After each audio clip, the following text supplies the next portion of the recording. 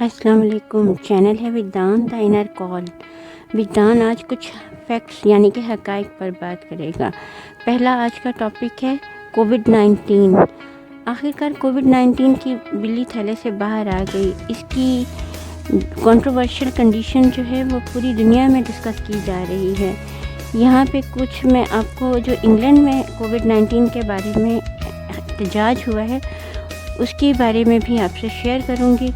آپ دیکھیں کہ اگر یہ احتجاج اگر کسی ترقی پذیر ملک میں ہوتا یا پاکستان میں ہوتا تو ہم اس کو کہتے کہ یہاں کی عوام کیونکہ جاہل ہے، پڑھی لکھی نہیں ہے، ان کو سائنس کا ریسرچ کا نہیں پتہ ہے.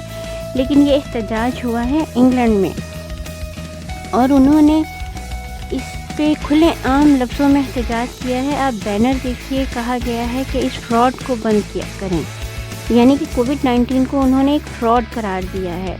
انہوں نے ماسک لگانے سے انکار کیا ہے.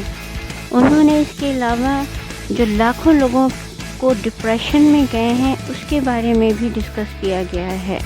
بات اگر ہم حقائق کی کریں تو حقیقت کے معنی ہے ایسی چیز جس کو ہم جھٹلا نہ سکیں. ریئلٹی میں وہ ایسے ظہور پذیر ہو چکی ہو کہ اس کا جھٹلانا ناممکن ہو. اگر ہم کہتے ہیں کہ اسپیس میں جانا ہے تو یہ ایک حقیقت ہے اور سائنس اپنی ریسرچ کے ذریعے حقیقت کو ہر وقت تلاش کر رہی ہے. اگر میں کہتی ہوں کہ مونا لیزا کے آئی بروز نہیں ہیں تو یہ ایک سچ ہے، یہ ایک حقیقت ہے. اور حقائق کو اگر ہم دیکھیں تو کچھ حقائق ہمارے ہاں ہوتے ہیں یوز لیس یعنی بیکار حقائق. کچھ حقائق ہوتے ہیں انبلیویبل یعنی کہ جس پر ہم یقین نہ کر سکیں.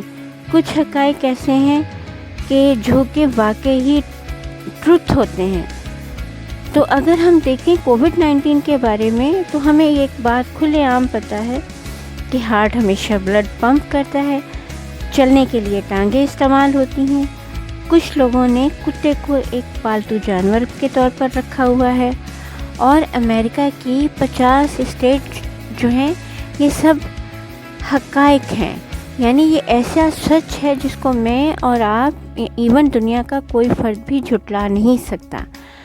لیکن اگر کووڈ-19 کی طرف ہم آتے ہیں تو آپ کو جیسے کہ میں کہہ رہی ہوں کہ اس کے کنٹروورشل ہونا اب تمام دنیا میں ڈسکس کیا جا رہا ہے.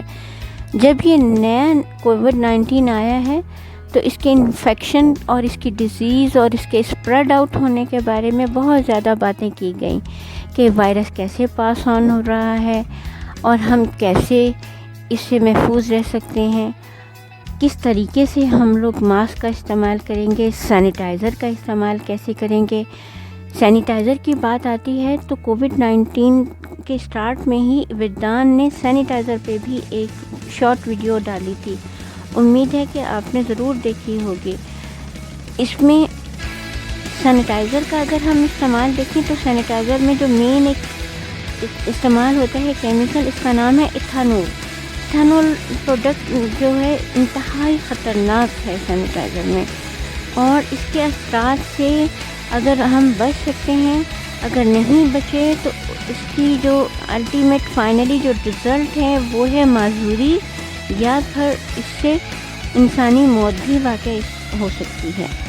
جہاں تک کووڈ-19 سے بچنے کا طریقہ ہے تو اس سے بھی ہمیں بہت ساری باتیں سامنے آئیں کہ ویکسین کن لوگوں پر اثر انداز ہوگی، کن لوگوں پر اثر انداز نہیں ہوگی، اس میں ایج کی کیٹیگری کیا ہوگی، 14 دن کے بعد اس کا اثرات ظاہر ہوتے ہیں اور اس کے کیا کیا سمٹمز ہیں جس سے ہم مریض کی جانچ پڑتال کر سکتے ہیں. ان سب چیزوں کو دیکھیں تو آج اگر ہم اپنی قوم کو دیکھیں تو میں دیکھتی ہوں کہ عید کی آمد ہے، ہر طرف کووڈ-19 کی تھرڈ ویو کا ذکر ہے. لیکن اپنے بازاروں میں دیکھتی ہوں اور اپنے شاپنگ مالز میں دیکھتی ہوں تو مجھے ہر جگہ نظر آتا ہے دین ایمان کی قوت.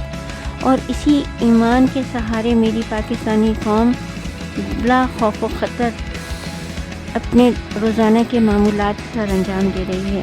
اللہ تعالی ہم سب کا حافظ و نگہبان ہو. بے شک ہمیں احتیاطی تدابیر کا حکم دیا گیا ہے، علاج کا بھی حکم دیا گیا ہے، لیکن میری گزارش یہی ہے آپ سب کووڈ-19 کی تمام احتیاطی تدابیر اور پریکاشنز کو فالو کریں اور تمام اپنے امور کو اللہ تعالیٰ کی حامی ناصر کے ساتھ سر انجام بھی دیں، اور اللہ تعالیٰ ہم سب کو خوشیاں دیکھنا نصیب کرے، صحت و تندرستی دے۔ ٹیک کیئر، اللہ حافظ۔